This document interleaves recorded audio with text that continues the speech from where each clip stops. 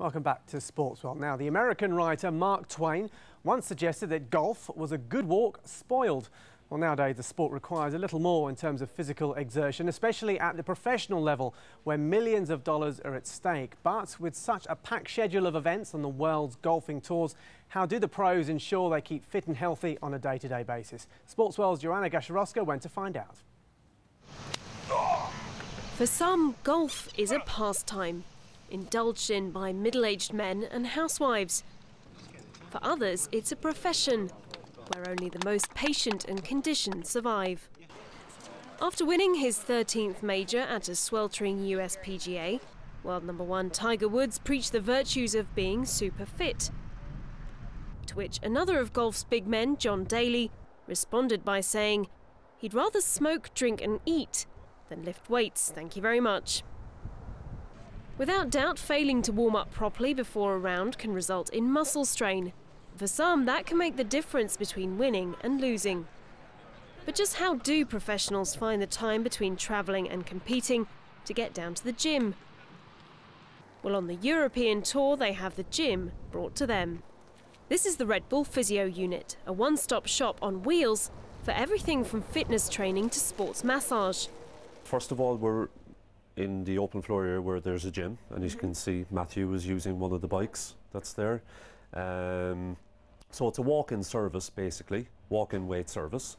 As well as bikes, the unit, run by a team of physios, chiropractors and osteopaths, has a set of weights, toning equipment and a place to relax those aching muscles. This is the area that I like. Sure. It doesn't look like you this is the area everybody likes. Yeah. So we have 3 beds. That's an osteochiropractic bed. A lot of the treatments are prevention, more so than cure. But I mean, we also treat any particular injuries that present themselves. I mean, we get a lot of players in with neck problems, anywhere throughout the back, hips mainly. Just depending, because a lot of these guys are practicing, 6-8 hours a day now. That's where the sport is at, and they're also training, they're running, they're cycling. And when they come in, I get them to warm up on the bike like Matthew was doing, and then we'll take them onto the bench and I'll take them through a series of stretches. So basically you're patching them up and sending them back out again? Yeah, exactly. The physio unit travels around Europe with the tour and has become as indispensable to the players as a good caddy. It opens at 6 AM and in busy periods can see up to 60 golfers a day, making it a pretty cramped place to be before the opening round. Hello, how are you? ¿Cómo estás? Alistair, you look like you're enjoying your massage. I wouldn't really say I was enjoying it, but I struggle. I get a lot of kind of lower back pain, so I have to come in maybe 2-3 times a week to try and just get that loosened off. Well, to get the help from these guys is essential. You pick up little injuries along the way, some worse than others. So to have them here rather than having to find a physio is a great help. It's better than stretching in the locker room, getting in everybody's way. The physio unit may not be able to cure a professional of a bad slice, but it can help maintain a good posture and flexibility, which is the first step to getting a swing like this. Joanna Gasharowska, Al Jazeera. Fascinating stuff. Well, when you think of famous football teams around the world, there are several leading contenders that come to mind. Manchester United, Liverpool, Barcelona, AC Milan, Al Ahly in Egypt, of course. But in South America, few clubs enjoy a higher profile than Argentina's Boca Juniors. Al Jazeera's Brendan Connor went to Buenos Aires to see how some Boca supporters have taken their fanaticism to new heights.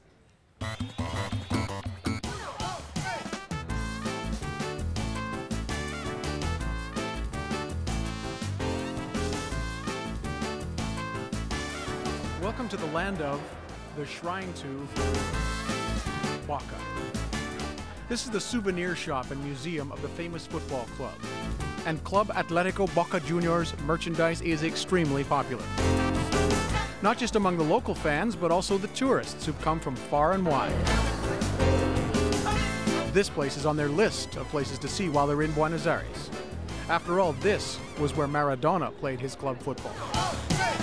I thought when I will see Buenos Aires, I really have to see this stadium and this team because it's one of the best known teams here in South America.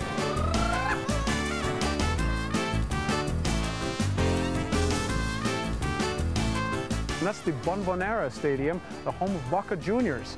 And to try to describe the passion that Argentine football fans and people in Buenos Aires have for Boca Juniors is sometimes difficult to do. Con el ticket se acercan allá, los dejan pasar al museo y le dicen dónde esperar al guía. Argentinian teams, Boca is the main one, and not only people who live here know about it. Sometimes they come from, well, the rest of South America, or also from Europe, USA. It's always full. Mi nombre es Marcela, yo voy a ser su guía durante... These fans are lined up for a guided tour of the stadium and the museum. They want to get a close-up glimpse of the field where this legendary club plays its matches. Vos tenés que venir a ver una bombonera, un estadio lleno, cómo se... You have to see a full bombonera to see how the crowd moves and sings and how the place vibrates. And then it will be contagious, whether you support Boca or not. You can only feel this inside the stadium. Y la vibración que hay acá dentro. For a Boca fan, it's like to be in heaven. Being inside the field where the players always are, it's to be in heaven for them. The Bombonera is in a rundown neighborhood, a gritty working-class area of Buenos Aires. And that is Boca's fan base. And the Boca home games on Sundays are like religion. An incredible show of support and loyalty. These fans are some of the most passionate supporters you'll ever see.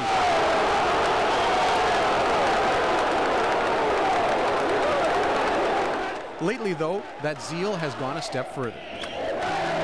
At this funeral home in Buenos Aires, there has recently been an increased demand for a new service.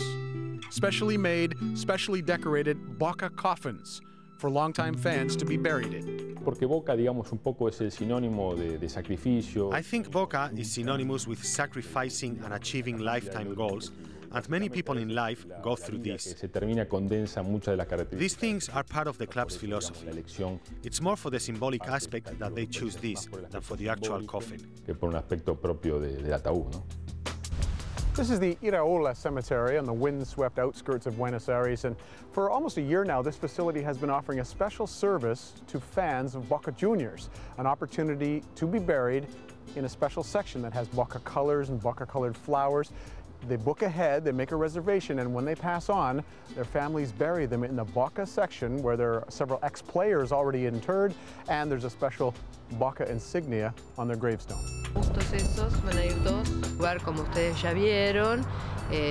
Here, this theme area for Boca is a good thing because the fans, the members, can feel comfortable and well taken care of. We are working so we can eventually give them each their own grave plot. It is a good thing.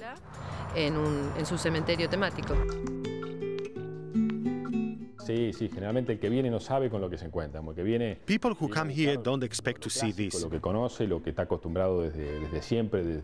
They come looking for a classical coffin, and they see this, and some say, why not? Y bueno, ¿por qué no? ¿Por qué no? Si una persona que ha vivido. They say it's fitting for a person who spent every Sunday going to the games and living a passion for his club.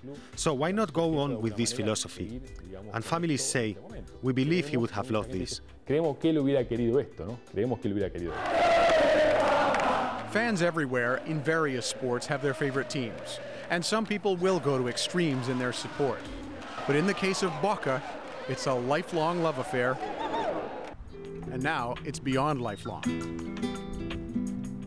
Brendan Connor, Al Jazeera, Buenos Aires. Oh, don't forget to check out our website. It's aljazeera.net/English. That's aljazeera.net/English. It's where you can find all the latest sports news and watch any of our Sportsworld stories again. And let us know what you think of the show. Well, that's it for this edition of Sportsworld. I'm Rahul Pathak. You're watching Al Jazeera.